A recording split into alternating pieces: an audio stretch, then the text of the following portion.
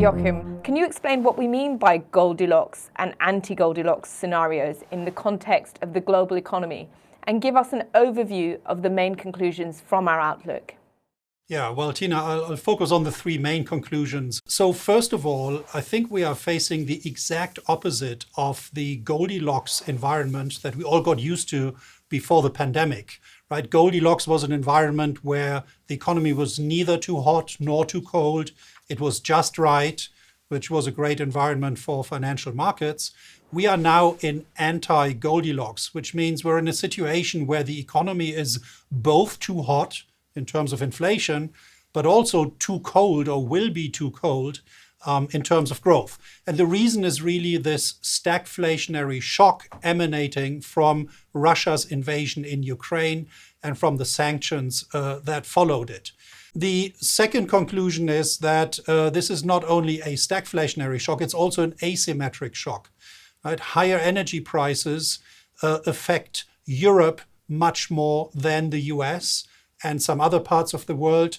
This shock creates a lot of winners and losers. Winners both in emerging markets and also in developed markets, mainly the commodity producers. But again, a lot of losers, particularly those that are net importers of raw materials, including food. And then the third conclusion is that monetary and fiscal policy are unlikely to ride to the rescue this time as they did during the pandemic and as they did in the great financial crisis. This is very different, particularly for monetary policy, because inflation is so much higher. And central banks are really laser focused on fighting inflation rather than supporting growth.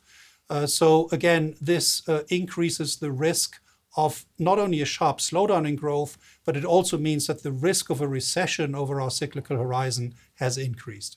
Dan, can you give us your high-level view on how PIMCO is thinking about portfolio positioning given today's variability and what we're seeing in terms of the uncertainty and the level of volatility?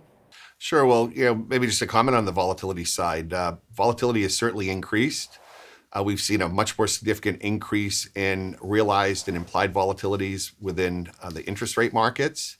Volatility has increased on the equity side, but perhaps less than it should from a fundamental perspective.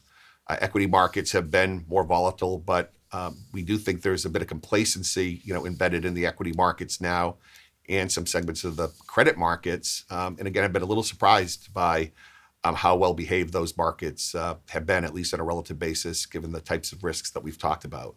On the interest rate side, the volatility is elevated, certainly more appropriate given uncertainty in terms of inflation and central bank policy. But we do think that the higher volatility is providing opportunities for investors. There are some targeted opportunities to sell volatility, either explicitly or volatility embedded in certain high-quality segments of the market, like agency mortgages, as an example.